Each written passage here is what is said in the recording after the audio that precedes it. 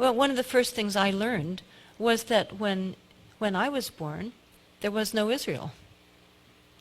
So where did this come from? Well, what I discovered was that there was a movement that began over a century ago and began operating in Europe and in the United States. It was and is a political movement that has profoundly and negatively impacted our country. It has tragically impacted the Middle East, and it has dangerously impacted the entire world. And yet most of us, I think, have never heard of it and could certainly not define it. It's political Zionism. This was a movement to create a Jewish state in Palestine. It began in the late 1800s. Well, let us look at Palestine in the late 1800s. It was what we largely think of now as a somewhat multicultural land, in that it was about 80% Muslim, about 15% Christian, and about 5% Jewish, all living together quite successfully. There are mosques, synagogues, churches throughout Palestine, throughout the Middle East, and throughout North Africa. These populations had been living without conflict for centuries. But this movement was created largely in Israel, largely in Europe, and then taken up at the same time in the US, to create a Jewish state on land that was already inhabited, in which 95% were not Jewish. Therefore, this would involve, and this was known by the leadership, even though many followers didn't know it, this would mean that 95% of those people were going to be dispossessed by money, if possible, by force, if necessary. This was written in Zionist journals early on. Now, my book and my talk concentrates on the U.S. aspect of all of this. What surprised me in my research is how early and how active this movement was in the United States, a movement I'd never heard of, although I was born here, and my parents were born here, and some ancestors go back to the beginning. It turns out that this was a very significant movement long before my parents were born. And then by 1910, there were already 20,000 Zionists in the U.S. They included lawyers, professors, and businessmen. It was already in 1910 a movement to which congressmen listened. Then in 1912, we had a very significant development. A prominent lawyer named Louis Brandeis became a Zionist. Brandeis not only didn't just become a Zionist, within about 2 years, he then became the head of World Zionism. This was public. It's not some secret knowledge, it's just that most of us don't know it. And then within a few years, he was also a Supreme Court justice, named by Woodrow Wilson. When you're a Supreme Court justice, you're supposed to resign your various board memberships and affiliations because you're supposed to not have any conflict of interest but be neutral. So he did resign his leadership of World Zionism, but in reality he continued it. He would receive reports in his Supreme Court chambers by his loyal lieutenants, and then he would give them directives to go out and to follow in work for Zionism. And this is mentioned in a number of very reliable books. If you get my book, you'll see that my book is over half footnotes. It's all cited. By the way, one of his loyal lieutenants also went on to become a very prominent Supreme Court justice, Felix Frankfurter. So I'd read that. That to me was shocking right there. But then I discovered something more. So I'll give you my citations for this next information so you can evaluate whether you find it reliable or not. The way I did my research is I would read books, then I would look at their footnotes to see where they had gotten that information. Then I would often get those books and read those footnotes, and then order those books and read those footnotes, and on and on. So one of the books that I read was really a fairly well-known one, Israel in the Mind of America, published by a very mainstream establishment publisher, and the author was a very mainstream author. He had been diplomatic correspondent for the New York Times. He had been at Harvard. He had written a number of well-regarded, very establishment nonfiction books. Well, in this book, he had a few pages in which he told about a secret Zionist society that had operated in the United States, of which Louis Brandeis, while a Supreme Court justice, had been a leader. So I looked at where he got that information, and I went to that source. It turned out to be from a scholarly journal called the American Jewish Historical Quarterly, a very respected journal. So then I looked at the author. Well, is this a reliable author? Who wrote this very, to me, explosive information? And turned out to be a well-regarded Israeli historian at a mainstream Israeli university. She had written an article in 1975 called The Parashim, a secret episode in American Zionist history. And she told about what this was, an elitist secret society. The word meant Pharisees and separate. They would go around the country and influence people to push this Zionist agenda. By the way, at this time, the Jewish population were not Zionists at all. The large majority were not Zionists. Many were opposed to Zionism.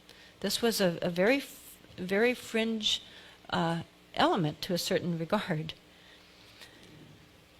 Then in this secret society, they even had a secret induction ceremony, so that when somebody joined this society, and their membership included professors and Harvard, recent Harvard graduates, and doctors, significant people around the country were sometimes members. And in this initiation ceremony, they were told by the inductor, and they swore to this, "Until our purpose shall be accomplished, you will be the fellow of a brotherhood whose bond you will regard as greater than any other in your life, dearer than that of family, of school, of nation." As early as November 1915, a leader of the Parashim went around suggesting that the British might gain some benefit from a formal declaration in support of a Jewish national homeland in Palestine. Those of you who have heard of the Balfour Declaration that came in 1917 might find this relevant. I'll get into that a little bit more. Let's remember what was going on during this time period now in the world, especially that involved Britain. Well, of course, in 1914 began what was called at that time the Great War of massive carnage. British forces in the first day of the Battle of the Somme lost, according to historians, somewhere around 50,000 to 60,000 men in one day of a battle that went on and on and on. The British and the German, both sides of course, wanted the U.S. to come in on their side to join this carnage. But the American population were that bad thing, they were isolationists. They didn't want to go kill and be killed in a foreign, pointless war. In fact, Woodrow Wilson was elected with the slogan, "He kept us out of the war." But of course, as you know, with hindsight, no, he didn't. Well, what happened is that the Zionists leaders, some of them in Britain, a man named Chaim Weizmann, who is quite well known, went to the British government and said, well, we can help you win this war. Now, why would they want to do that? Because the war wasn't just against Germany, it was against the Ottoman Empire. The Ottoman Empire held Palestine. Palestine was under the Ottoman Empire. So by defeating them, the British would come into control of Palestine. So the Zionists went to the British and said, we can help you get the United States into the war. Our Zionist colleagues in the United States, for example, they said in writing, Louis Brandeis, who is close to President Wilson, can help to do that. In exchange for that, the British did issue a declaration that was quite significant, mild as it may sound. It was really considered a gentleman's agreement. This is written about in a number of books. Just most of us don't know this about our own history. So the Balfour Declaration was basically a promise that the British would help to facilitate the Zionist objective of creating a Jewish state in Palestine. After the British, of course, did win, then at the Paris peace talks, the Zionists pushed this wording into the mandate in which Britain took charge of. Then jumping ahead to some of the American aspects again, then we find during the 30s and the 40s, in Palestine itself, there were the violence increased. Naturally, as soon, when there was colonization beginning around the turn of the century to a land with the intention of pushing out the land, the indigenous population at some point is going to wake up, and there will be violence. That has happened in the early 20s, and again in 1929. There was violence between the two populations. Then as now, the large number of those killed were the Palestinians. So as the violence increased, there were some terrorist organizations created in Palestine by the Zionists. One of them led by in fact, two of them led by future Israeli prime ministers. And those terrorist organizations in Palestine, the Irgun and the Stern Gang, it turns out had front groups in the United States with duplicitous names. And they were funneling massive amounts of money and weaponry to these terror groups in Palestine. They put on major pageants where Supreme Court justices attended and thousands of people attended. They were very prominent. One of them was led by a man named Peter Bergson, people thought. His real name was Hillel Cook. He was the operative for the Irgun. I looked into one of the leaders a bit more, just because I needed to find out his first name. When you're writing a book, you can't just write someone's last name, you need to know their first name. And I had heard about another leader of one of these types of front groups connected to killing in Palestine. And his name was Rabbi Korf, but I didn't know the first name. None of the books that I had a few paragraphs of them, but none of them gave his first name. So I looked into it on the internet, tried to do various searches, and eventually I came up with a UN report that gave his first name, Baruch Korf, and told a little bit about a plot he was part of. Using those search terms, I then could put in more information into my search bar, and suddenly all these PDFs of American newspapers popped up, all of these returns. It turned out that Rabbi Baruch Korf was part of a cell in Paris that was planning to fly an airplane and bomb Britain after the war. Britain that had just defeated Hitler. But they were so angry at the British because the British were not allowing a large enough Jewish immigration into Palestine. So they were going to kill the British. So Baruch Korf and his section of the Stern Gang had this plan, but there was one problem. They didn't know how to fly an airplane. They weren't pilots. So they needed to find somebody, and they recruited a young American aviator named Reginald Gilbert, I discovered. Reginald Gilbert had been an ace during the war. He was in Paris, and they recruited him to fly the airplane for them.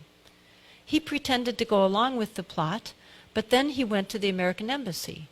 And the American embassy informed the Paris police and Scotland Yard. So for a week, he pretended to go along with this cell, and then when it came time to actually take off, to fly the plane, to drop these incendiary bombs onto the foreign ministry, they were caught. By the way, the original plan had been to bomb Parliament, but then they decided they hated the foreign ministry more. And Gilbert at one point had said to them, well, what if I can't find the foreign ministry in the London fog? They didn't have this degree of instrumentation we have today, and that was a real possibility.